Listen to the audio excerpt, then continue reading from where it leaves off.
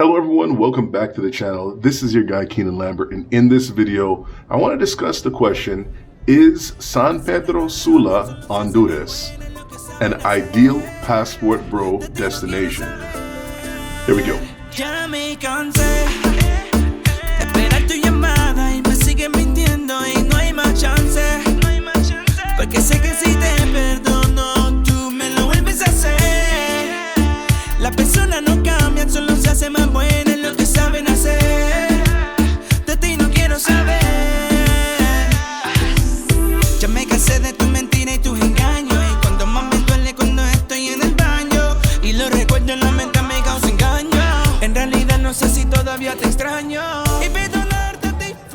You know, guys, I actually have this beautiful sunset that's happening before me.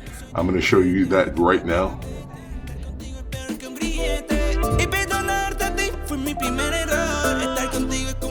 Alright guys, so you know that I make a lot of passport bro adjacent content, right? I sort of discuss the social conditions, the economics, getting into culture, but what about the women? Okay, something that I've noticed here in Honduras, which isn't necessarily the case in some other nations nearby.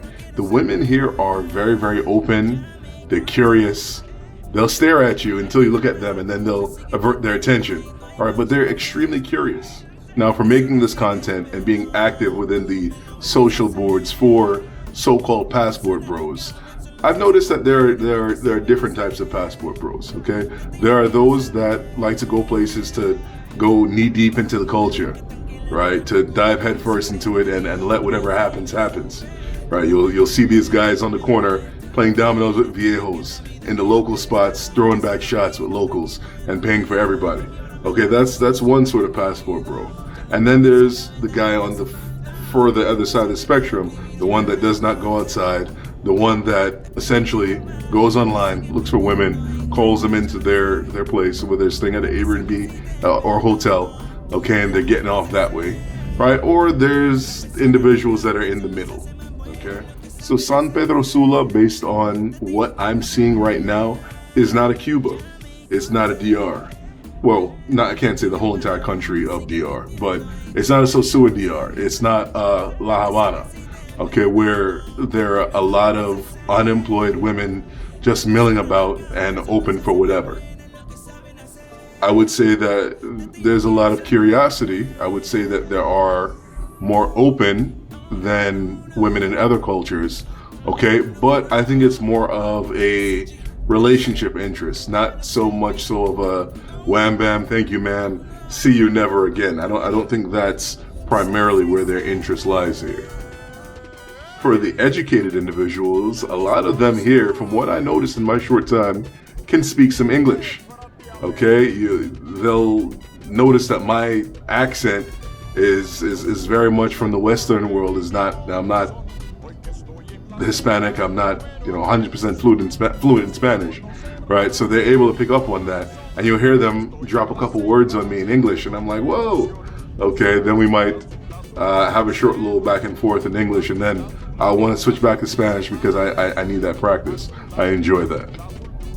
A lot of my passport brother friends, right, many of them who are not Latino, haven't gone through the process of learning Spanish, right? A lot of them are afraid, especially those that don't necessarily go 1,000 miles an hour into the culture. I'm not blaming you guys though, I'm not blaming you, okay? There are those of us that have different aptitudes within that area, okay? Some of us, instead of learning Spanish, we're probably more apt to learn French or Arabic or Russian, okay? Just like for me, I think due to exposure, right, due to proximity, I'm able to practice a lot, right? I've taken it seriously, so I can go ahead and go 1,000 miles in Spanish. Here in Honduras, okay, having some Spanish can go miles, okay? Because instead of being the stupid gringo, right? What you're gonna be is the half-educated gringo that they can't get things by. Now, while there is poverty in Honduras, here in San Pedro Sula, people are doing okay. Okay, people are doing okay. In some situations, areas look kind of ugly, But there is petty crime to a degree. Okay, that's a whole separate video, right? But you don't see that same opportunism that exists in Cuba. You don't have that situation where vendors, right, might intentionally short you 100 pesos or 200 pesos, essentially 50 cents or so, right, just to gain that edge. Or you don't necessarily have individuals working 1,000 miles an hour to scam you. Okay, I did have a gentleman today, right, who's trying to get money out of me, but it wasn't a scam, right? It wasn't that hard Cuba scam, right, where you go into a restaurant, somebody brings you in, they say it's a good spot. Next thing you know, you're getting a different menu and your prices are double. No, it's not one of those things. So because there are employment opportunities here, individuals are not 100% down bad. And because they're not down bad, okay, they're not selling false love to tourists that come in, to gringos that come in. Okay, they're not as available as you would say Cuban women or women in Sosua are, where it's just hardcore. I don't know if I can say the prostitution word, but it's not that here. Okay, it's a different experience because the P word, right, isn't happening wholesale here, right, across the board. I would say that this is probably not an ideal passport bro destination for those that are maybe on that far right extreme, right? I just like to stay inside and call people in. I'm sure you'll be able to do it, right? But it's not that type of destination. From what I've noticed, the people here are honest. Okay, they're super hardworking, right? And they will appreciate that you want to learn aspects of their culture. Okay, I was with a cab driver last night. We were going some distance, I would say maybe about 20 minutes. And we were talking about the Garifuna people here in Honduras. Okay, this is the country where the majority of Garifuna people are. Garifuna people are a severe minority in Guatemala. They're a severe minority in Belize. But here in Honduras, okay, they certainly are a minority, right? But this is their nation. When you talk to a Garifuna person, more than likely they're of Honduran descent. Now, for me, my ideal type, okay, to be 100 with you guys, would be a young lady that is of Afro influence, okay, big hair, intelligent, university educated. That's my type. Okay, have I seen that here in Honduras so far? Yes, I've seen plenty of them. Okay, for those of you that like the pale skin, the more European look, they got that too. Generally mixed with some native in there, right? But they got it. Okay, and they have everything in between. And in that sense, okay, because you have so many variations and it's not overrun with tourists, okay, specifically San Pedro Sula, okay, I could say that you would be able to just show up and impress a girl, okay, just on sight. You being a tourist, you are the new shiny thing on the block, right? So there might be individuals who are willing to get to know you just because you are that. I actually talked to a gentleman last night who was in the nightlife spot and who was showing off that he was in possession of certain white powdery stuff. He was actually telling me that there are a lot of women that come in from other nations and they're selling certain things here.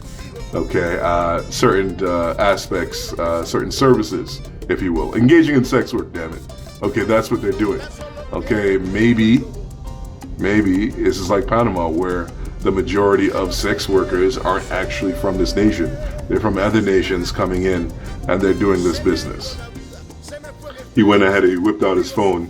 Now, unsolicited, of course, right? Because you guys know this is not my thing, but he whips out his phone, right? And then he shows me this Dominican woman and this Venezuelan woman. Flawless, right? With surgeries done and so forth. Because they don't get a lot of tourists, right, who don't have familial ties, there aren't that many hotels here in San Pedro Sula, like how you would see, say, in Cancun, or like in Medellin, or in Cartagena. But there are a decent amount of hotels that you can actually go to, enjoy your time, ones that actually aren't that expensive. The one that I'm staying in right now is $60. It's been solid. It's been solid. The food here is amazing. I mean, stylistically, right, there are different styles that you can go for. There's the more, I would call it American style, okay, but they have their own spin on it down here. So there's the American style food that you can get. For those of you who don't want to mess around, you don't want to try new things, they've got McDonald's, they've got Church's Chicken, I haven't seen a KFC, but there's Church's Chicken, so you're good on chicken.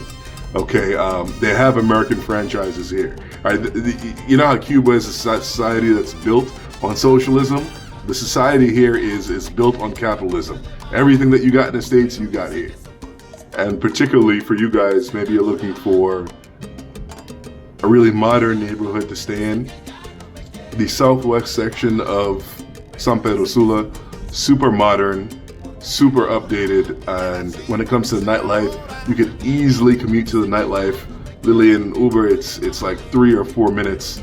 Or, I mean, if you're staying at Aloft, you're walking distance. Okay, what a gentleman told me was that, hey Keenan, you really shouldn't be walking around late at night here, because while this area tends to be kind of safe, anything can happen.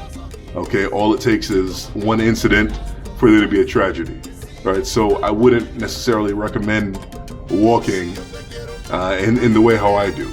Okay, walking for miles and miles and then, right? This is not that sort of place where you should do that at night. During the daytime, sure, you can have at it. Okay, it is hot as hell, but you can go ahead and you can have at it. But at nighttime, okay, rein it in, take Uber. There are a lot of Ubers. Use the service. Just across the board, what I've noticed that this is a pretty inexpensive destination. Ubers from point to point here within San Pedro Sula, I'm talking about like $2 and change, $2.50, $2.30 type of deal. Okay, when it comes to lunch, okay, you can easily get a lunch for like $4. Okay, I mean, a decent amount of food, something that you can only finish if you're super hungry. And then if you want the modernity, okay, they've got malls where you have access to a whole bunch of different products. You can buy a whole bunch of things that you don't need. Okay, Honduras has it. As I said before, a place that is built by capitalism, a place that is shaped by capitalism. Yeah, from what I noticed, okay, they're not going to approach you first. Okay, they're going to look, and then when you look at them, then they'll turn away. Unless one of their guy friends calls you over, they're not going to talk to you first. That's something that I noticed here. Okay, but once you talk to them, yeah, they may or may not be super down. Up to you. Shape that experience. Even though there are a lot of drugs here, you don't have to worry about them giving you scopolamina in your drinks at a club.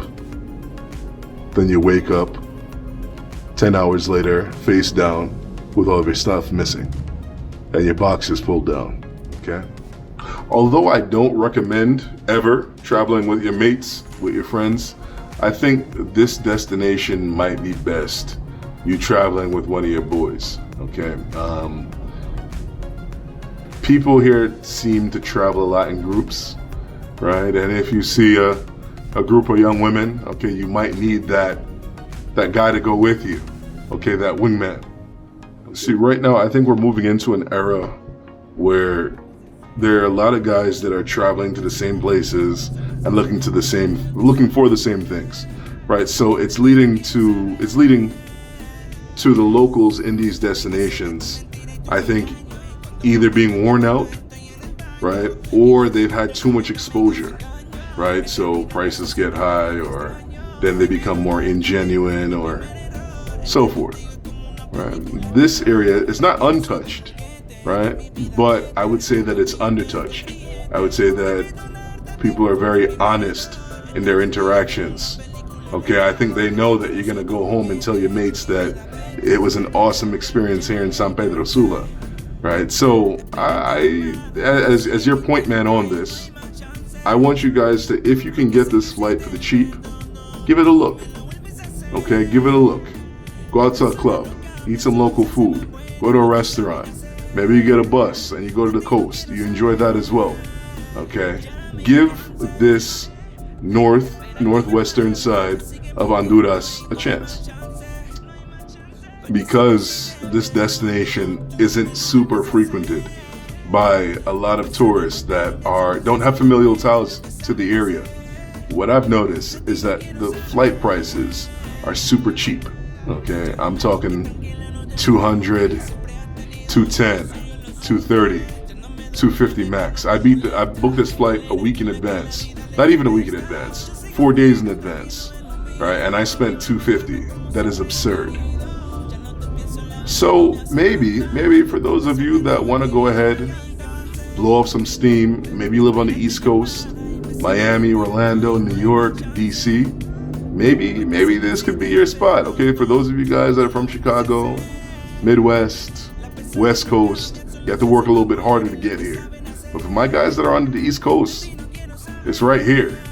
It's under traffic. Okay, when it comes to people that don't have ties to the place, I feel like I'm walking around and I'm the only one. Get here.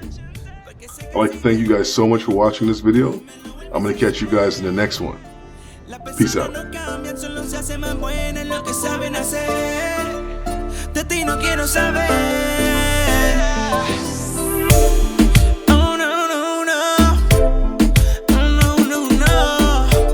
CG, bless, dímelo Selby.